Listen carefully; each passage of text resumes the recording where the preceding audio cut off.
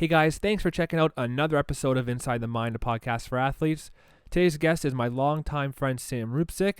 We talked about just the first part of his football career at the University of Ottawa today. We'll probably get together again and record the second episode to touch on the later half of it. But before I spoil too much, roll the intro.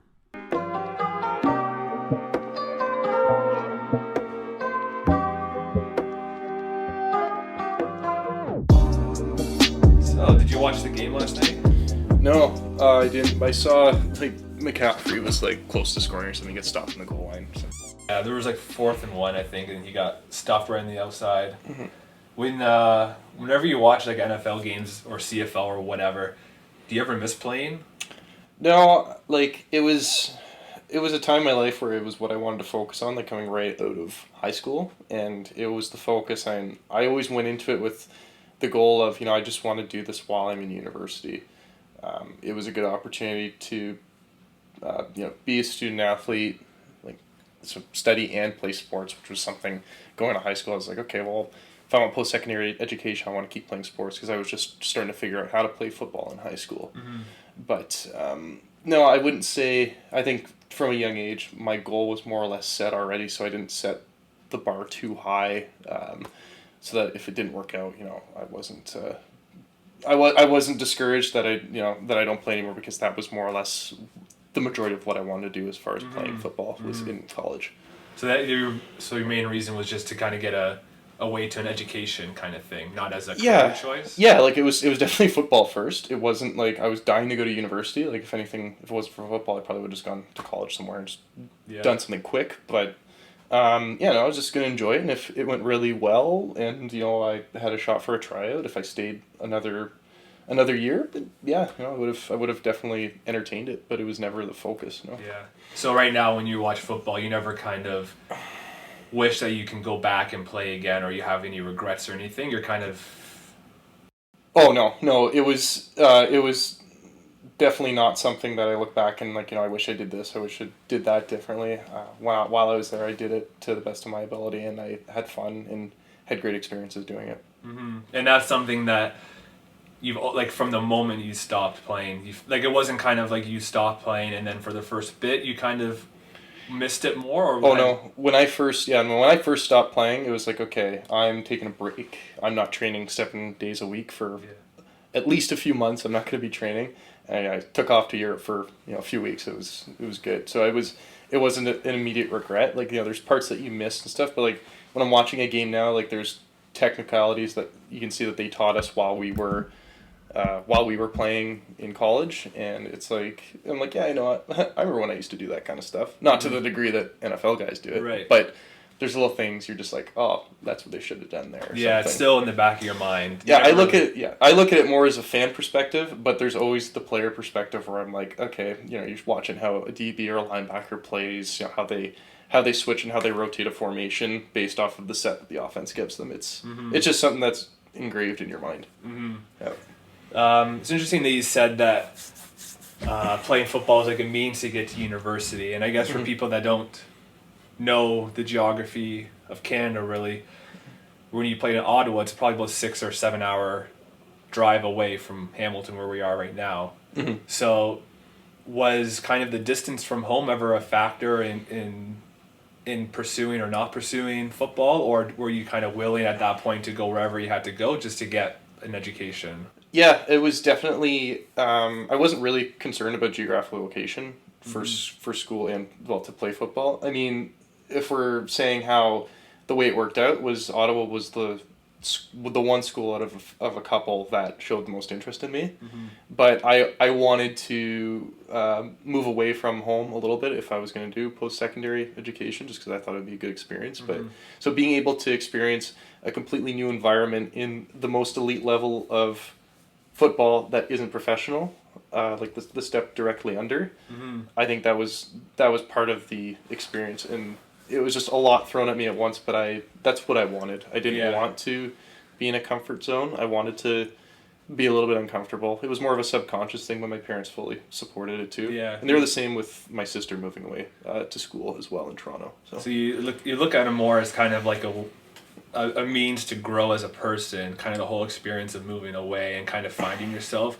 Yeah. Even like my last podcast with Chris, he was talking about how, when you're in high school and you're in your own city, you're around certain people and you see certain things, but it's not until you go to a new city and you meet new people that you start to realize other perspectives in sports and life, and kind of what it takes to succeed in different situations stuff. 100%. Yeah, it's all part of the experience. It's something I probably didn't even realize I was doing, and I look back on it now, and it's just like, it's amazing to see how you grow once you're out of your comfort zone as far as, as a student, but also pursuing something that you love at the time. I still love football, not to the extent that I did when I was actively playing it, but it's amazing how that whole experience really, you look back and it shaped you into who you are today. I mean, for better or worse, I mean, you can't really compare it because you don't know what would have happened if you didn't go. Right. So. You only know what did happen, so no use kind of focusing on what could have been, as long as what's already happened kind of happened, and you are who you are because of it. 100%. Yep. And obviously, it sounds like almost like it was an easy decision to move away and move away 6-7 hours at home, but I'm sure leading up to it, you're still probably a bit nervous, like taking that journey and taking that step forward. Yeah, I mean, it was nerve-wracking, more I'd say exciting than it was than I was scared. But it got to the point where at the end of the summer, when I was literally just, well, I guess it was the summer of I guess it would have been the season going into 2011, 2012. Yeah. Man, I'm old now. But yeah, it was literally just like work, train, sleep and eat. And it just, it was, I was already getting into a routine, and I didn't even realize as to what more or less was required while you're out there. You've got to completely kind of shut off any sort of, any sort of partying or whatever, before you go there, just so you're completely dialed in. And I think that was good because, I mean, once you get to university, the social life and the partying is unavoidable, pretty much. Mm-hmm. I mean, even if you don't want to go out to stuff, it's always going to be around you. Mm-hmm. There's going to be some sort of influence. But it was good to go in fresh. Yeah. And I didn't even realize it until after. But yeah, it was more how I just kind of subconsciously was preparing myself for something. I didn't know what it was going to be like when I got there, but it just the preparation going into it. Yeah, it was something that was based a feeling of excitement more than anxiety, I think. And I know everyone's different, but yeah, just the preparation going into the transition is important, and I didn't even realize it at the time.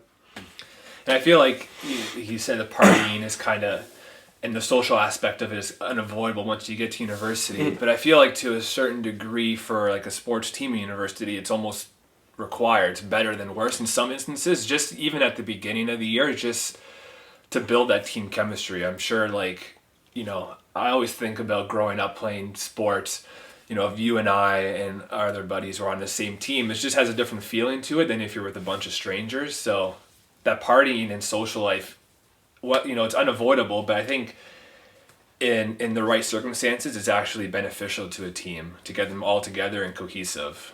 100%. It's especially as a first year guy coming in, because Frosh Week starts once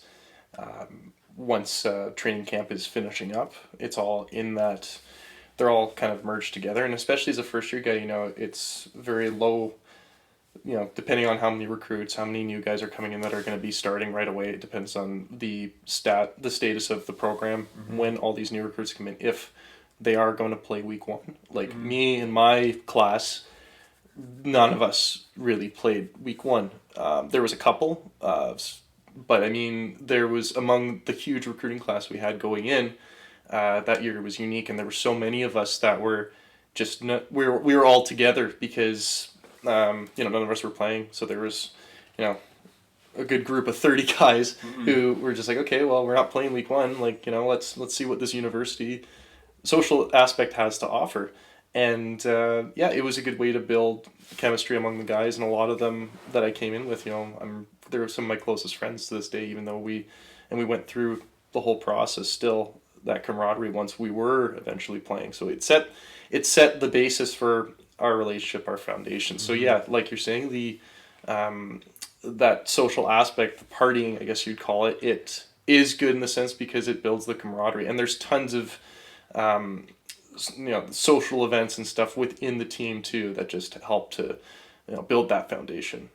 So yeah, you're definitely right. It definitely does have a good positive aspect, but you just don't want to do it too much. Right. The main thing. Everything's good in moderation, kind of Yeah. thing. Yeah.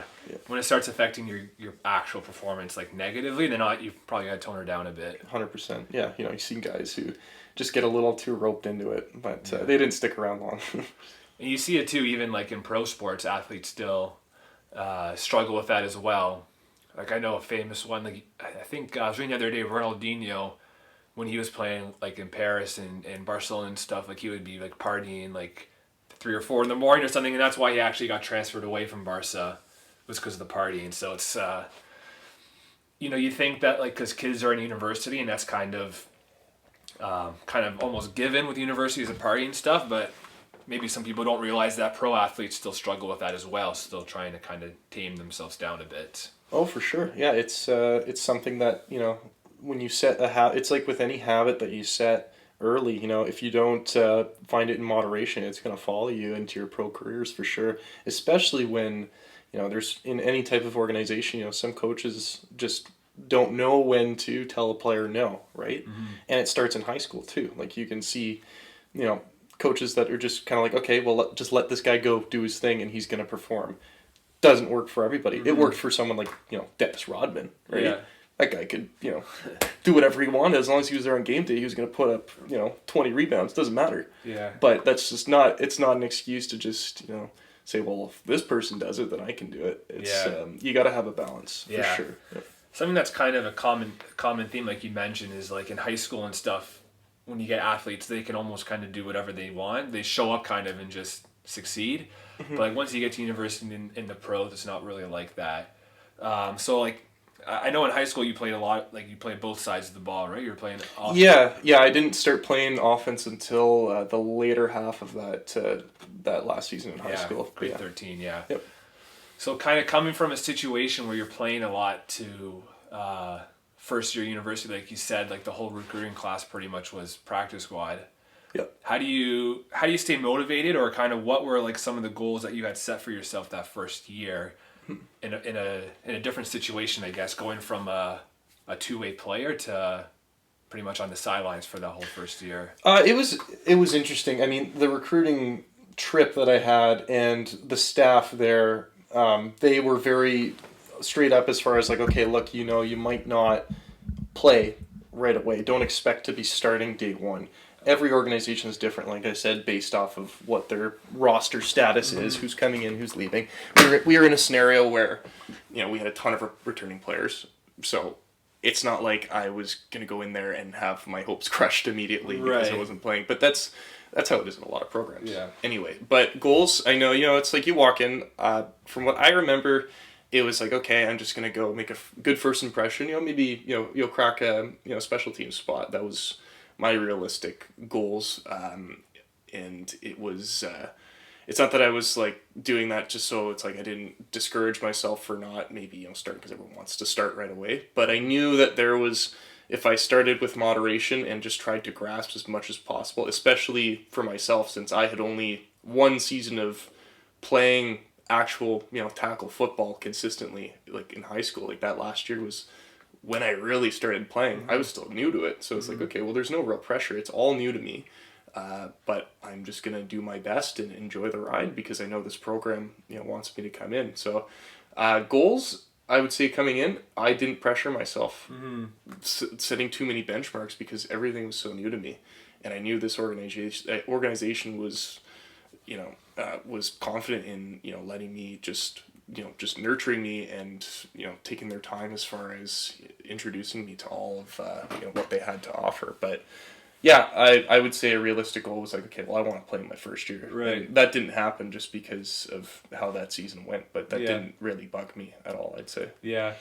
No, that's, I've written an article actually that talked about how to set goals as an athlete. And one of them was like to set realistic goals, because if you're setting goals that are too high to attain, and you're not going to reach them, then you kind of, it works against you in a negative way. Like you start to get down on yourself more. Mm-hmm. you need to hit those realistic. You need to set realistic goals at least that are challenging to meet, but you're still able to meet them. I'm not saying that you need to set goals that you're gonna meet 100% of the time.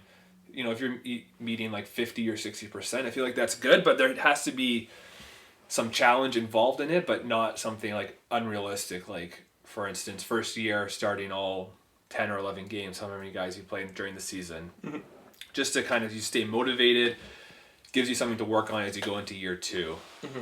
I can't remember what year you tore your ACL. Was that was the first injury you had at Ottawa?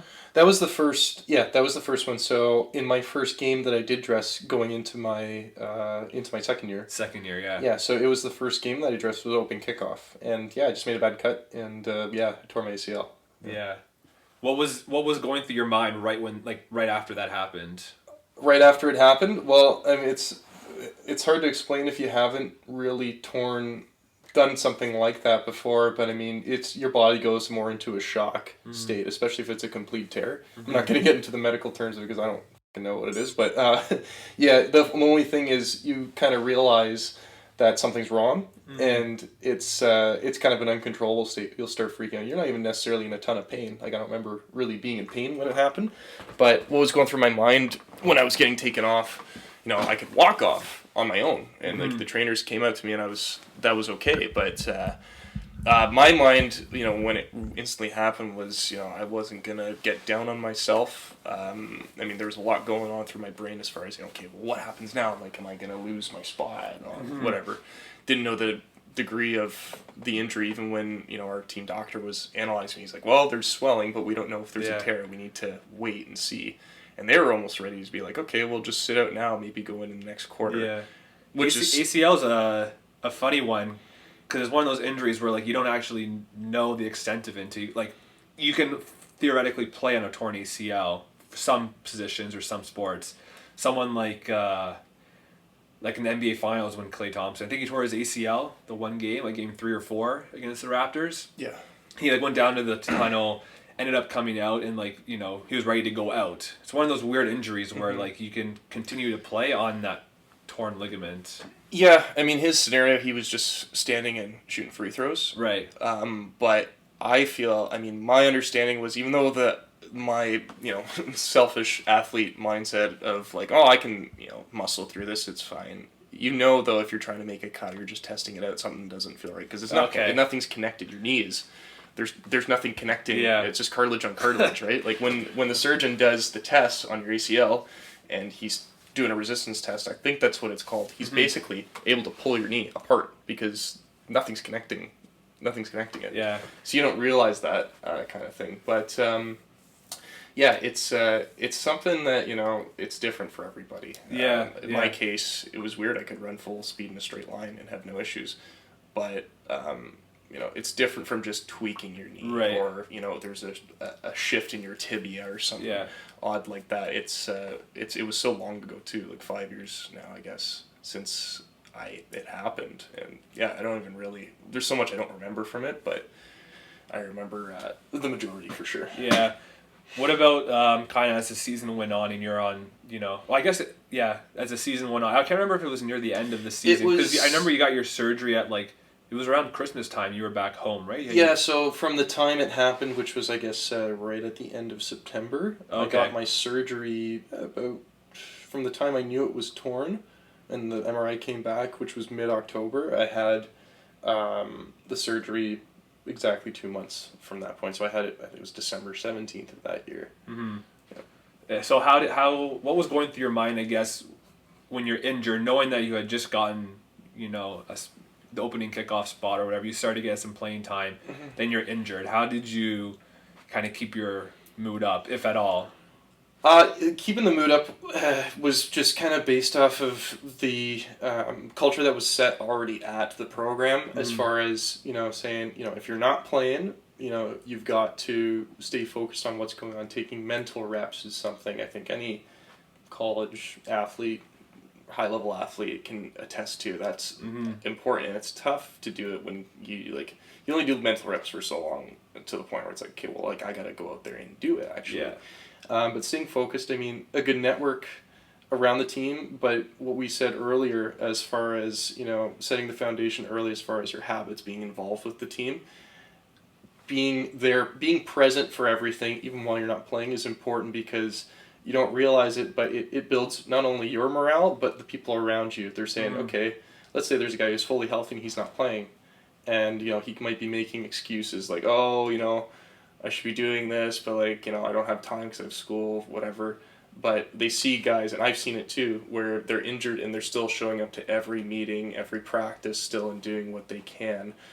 That, as much as it builds up your morale, it builds the team morale up as well. So that is how I see it engaged, because I knew that at some point I was going to have to come back, and I didn't want to be the guy who wasn't at stuff and not at practice, not meaning studying what's going on still, to come back a year later and be like, okay, well, what were you doing the whole time? So my motivation was like, okay, well, my number's going to get called again because I'm going to get healthy. Yeah. And there's tons of guys who have had this injury and have come back in the pros, in college, whatever. But yeah, to add on that, paying attention to guys who had that type of injury was huge. Like, at the time, I think RG3 had just had his graphic knee injury. He's a football player. And I was just like, well, that's, stay up to date with this guy. How's he rehabbing? Yeah. So, he's a pro, and he was on top of the world at the time.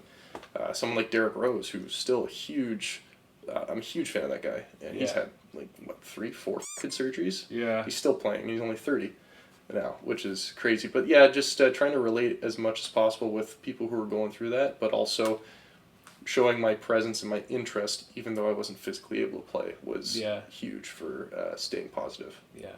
And I know even we talked a bit about kind of building that team chemistry at the beginning of the year, and I know kind of some of the guys in the team, and it's a great group of guys that were on that team, and I can only assume that they just added to how much help that you had, just morale, support, and it had to have been pretty useful to have guys that you live with and that were on the team that are kind of there supporting you as you're going through that injury. 100%. Yeah, it was. It's definitely a brotherhood for sure. It's like, it is definitely great to have a support network. Not people that are just like your own blood, like your parents, siblings, family members, whatever. But then when you go there and you find the right program and you stay involved, you start to build a family away from your immediate family. And that was definitely helpful for sure. Like I said earlier, a lot of these guys that I was living with at the time, I was also playing football with and going to school with. Like I still consider them, I consider them brothers still to this day, and they were supportive. And when there was injuries, the guys I was living with were getting injuries. I was like, well, they helped me. Of course, I'm gonna just subconsciously want to help them. Mm-hmm. I wonder how much coaches and recruiters for universities and colleges look at the kind of that mental, like athlete's mental aspect, like how much of a team guy are they, how much of a hard worker, and I'd be interested to see how much that plays into it, because that's almost kind of the notion of like you can teach so much to people, but there's some things that are unteachable, and it really comes down to the coach and the recruiter to put certain guys together that will click and kind of build up that team chemistry. Yeah, it's definitely a real thing. Coaches do see it. I didn't just see it in my scenario with feedback from coaches while I was rehabbing, but I see it when they look at other young guys and what they're doing to prepare themselves when they come back. That's why they're getting their spot, because especially someone who's new and gets injured, it's like, okay, well, you haven't really proven yourself, but now's your time to really test yourself and show that you really want to play, despite this major setback that physically won't allow you to play. As opposed to, someone who's physically able, they're screwing up, they're not practicing their stuff, whatever, and they're just kind of blowing, they're taking their opportunity for granted. Not everyone does that, but there is scenarios where they're able to benchmark guys based off who's working the hardest to get on the field, regardless of what their physical status is. Yeah. So that was in the second year. So you were ready to go for third year? Yeah, so your ACL? Yeah, so I came back.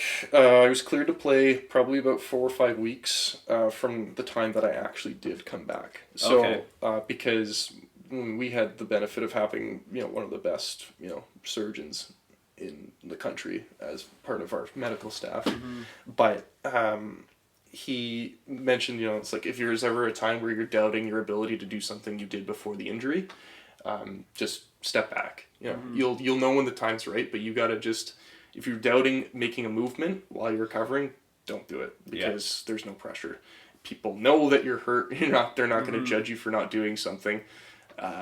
But it was, I came back a calendar year exactly from the day that I injured it. And oddly enough, the game was in Toronto, which is where I had injured it initially the year before. Yeah.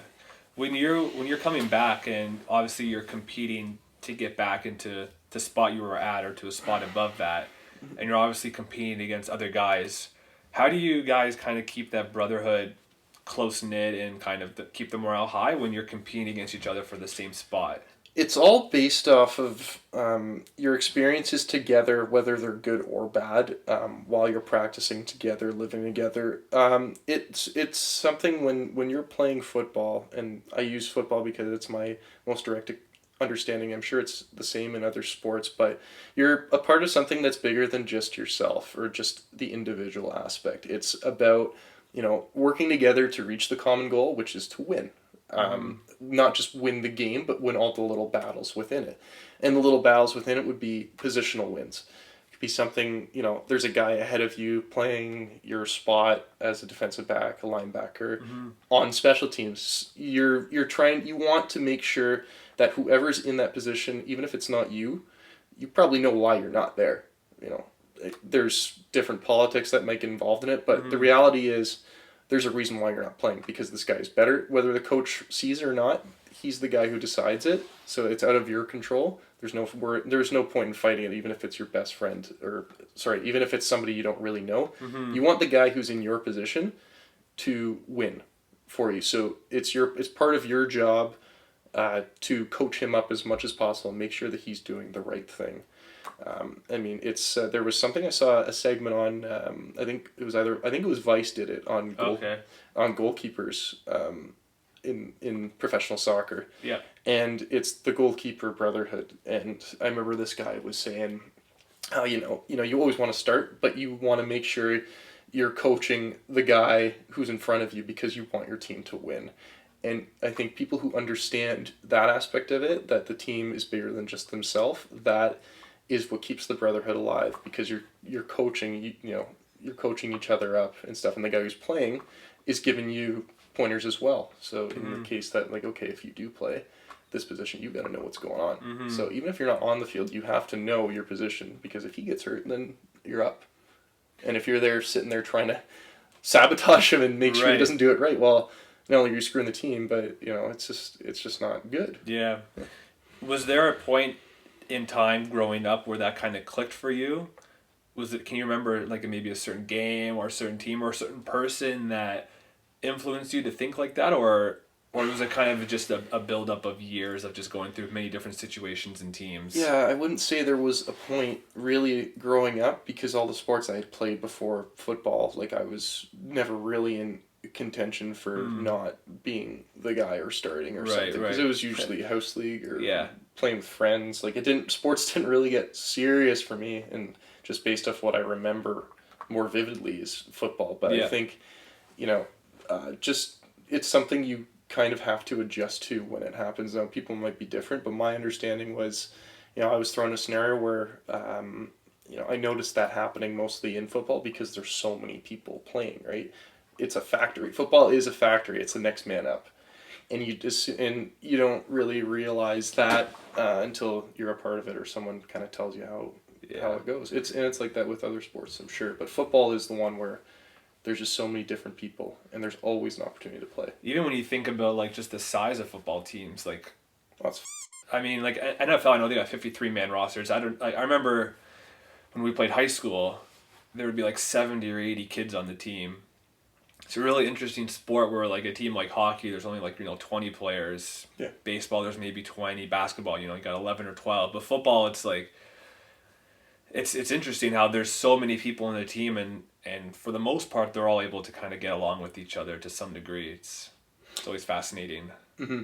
For sure. Yeah, it's a unique sport. It's you can see how much of the military army perspective, not only just in the essence of how the game is played for battling for field position, but the camaraderie behind it. It's very unique, for sure. Not just off of the the high number of players available because of the violence of the sport. You need to have people that can fill in when someone gets hurt, but it's very unique in that sense for sure.